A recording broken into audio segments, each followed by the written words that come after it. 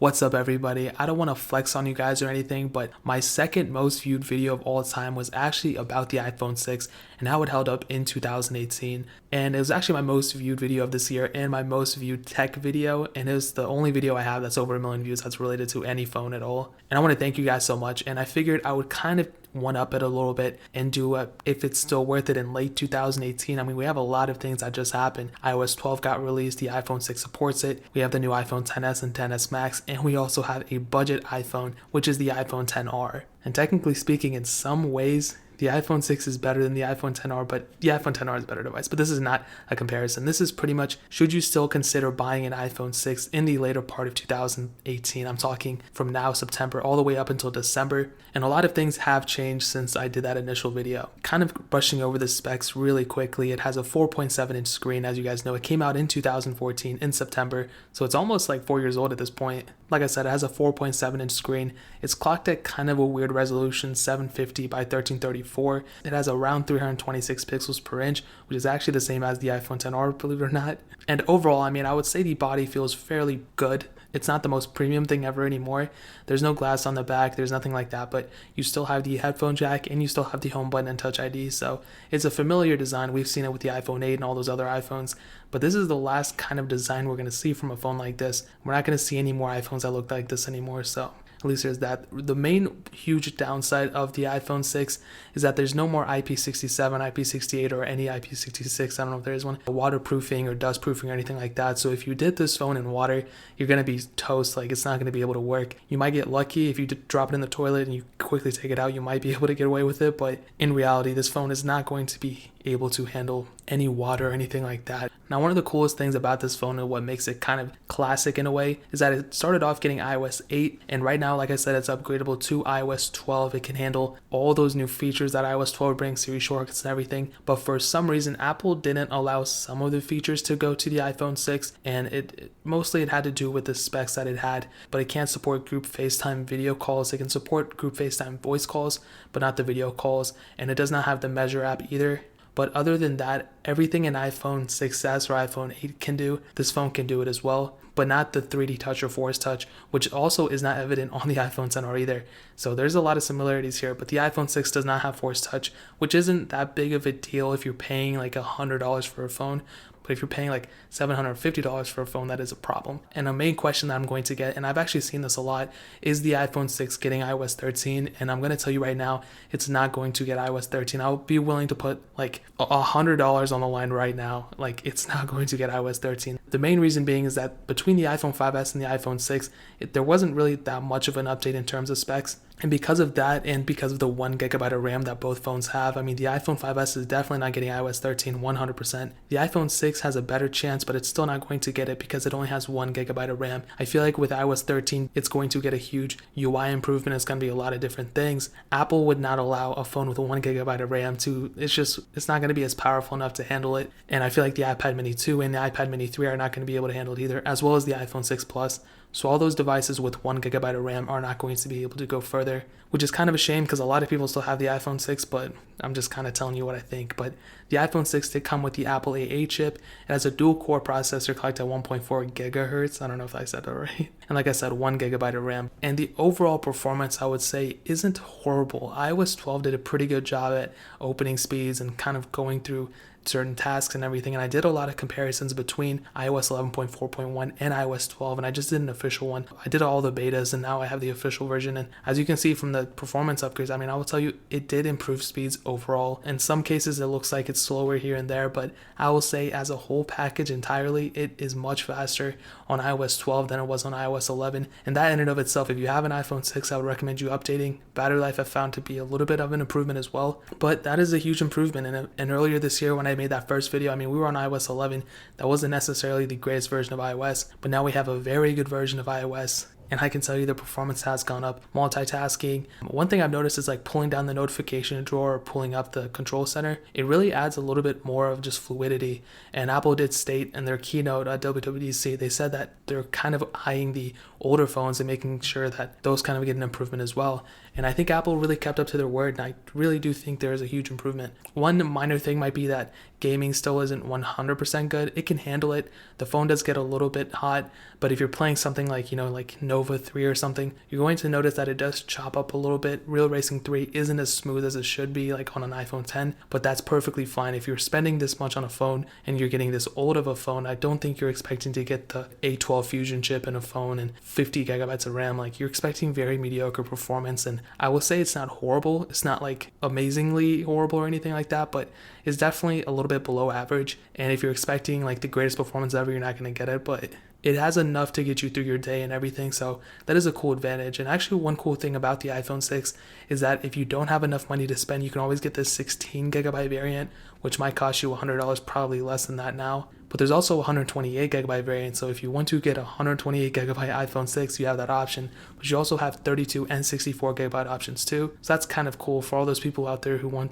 a little bit more variety. You have that option. Now, in terms of the camera, this is kind of polarizing. I mean, the iPhones always were notorious of having pretty good cameras, and at a time, the iPhone 6 was ahead of the league. It had the greatest camera ever and all that stuff. At this point, I would say it's not the greatest. It has an 8 megapixel rear-facing camera. It's capable of shooting 1080p at 60 frames per second and 720p videos at 240 frames per second, and that's some awesome video resolutions for a 4-year-old phone, you know? I mean, I can still think of some devices that can't shoot 720p at 240 frames per second. I don't know why you'd want to do that, but you have that option. And I would say photos are fairly average. If you're in good lighting and good conditions, you can handle it. But if you're in even like the lowest or even slightly not in great lighting conditions, you'll see that the photos aren't that great. I mean, a lot of the photos that I take are kind of in the moment, but that's kind of how a lot of photos are taken. It's not the greatest camera. It's definitely, I would say, somewhere between like a 4.5, maybe a 6. So maybe like a 5.5, I would say. It does have a 1.2 megapixel front-facing camera, which can shoot 720p at 30 frames per second, and it's a front camera. It's not horrible. It'll definitely get the job done. But one of the better aspects of the camera, I would definitely say, is video. And I'll show you a little brief video that I made just kind of showcasing what the camera is, but it's really not that bad. It does have some weirdness of overblowing the background if you're focusing on a subject, but I mean, I would say like the overall camera is probably like a 5.5 out of 10, maybe like a 6 out of 10. If you're going on an event or something, you'll definitely be able to take photos of your kids and look at them later, but you don't have portrait mode or anything like that. So I mean, it's an 8 megapixel camera. So this is just a little test of the iPhone 6 camera. Really, there's not too much to complain about here. It's just, honestly, it's not going to be the greatest. It's very mediocre, you know, it's very decent, I'll say, okay? It's very decent for what it is, okay? But honestly, if this phone is around $150, there's a lot better cameras out there. Like on the Galaxy S7, for example, that's probably less than $170 or $150 that can do the job. As you can see, I mean, it's not bad. If I zoom in, you can see like it takes a little second to autofocus. I kind of have to click the screen. It still doesn't autofocus that well. And I do understand that's pretty close, but still, it's not going to look that bad. Like here, if you just like look at it like this, but you can see it's still a little blurry. I don't know why it's, okay, there we go. It's focused now. Focus out, it takes a second, but I just dropped it. Let's look at the Game Boy Advance, for example. It still doesn't look that bad, but it just has a hard time focusing. As you can see, once it picks it up, it really like kind of brightens the image a lot. It shouldn't even be that bright. That's like a little bit more better, but as soon as it picks it up, I mean, I guess some people will like that, but it just seems like it's overblowing the image a little bit. It's not that bad though. I will say that I do kind of appreciate how it blurs out a little bit of the background. I mean, it does a little bit, but it just overblows. If there's like even a little bit of sunlight, I'm not even in direct sunlight, so the sun's like right over here, but it still shouldn't overblow it as much as it does, but it's not that bad though.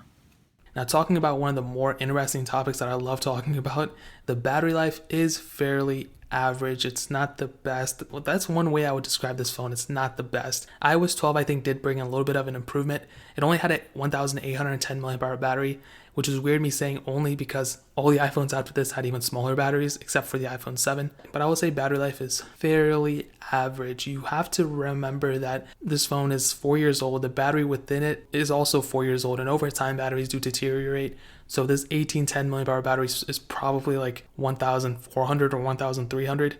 So if you do get a phone like this that's old, or even like an iPhone 6s, I would recommend you taking it to Apple and getting it fixed for $30. I think they still do that. They're doing that up until the end of this year. So I would recommend you guys going to the Apple store and getting that battery replacement. I will say that you will get about 3 to 4 hours of screen on time, depending on what you're doing. I streamed YouTube videos on it, and I got about 4 hours of screen time, I think 3.5 to 4 hours. So if you're doing like tasks from the morning to the end, expect it to be somewhere around 3 hours. If you're doing heavier tasks, you can kind of go from there. But For me, streaming videos from 100% battery to 0%, I had about 3.5 to 4 hours of battery life, which isn't horrible, but you do kind of have to remember that. Now, some other notable things to note, you have to remember that this phone did have a problem with the body in and of itself. It was very easy to bend. It wasn't the worst of all. I mean, I would say the iPhone 6 Plus definitely had it worse, but this phone definitely had a problem, and a lot of people experienced touch disease and everything. Now, fortunately, this phone was pretty easy to fix.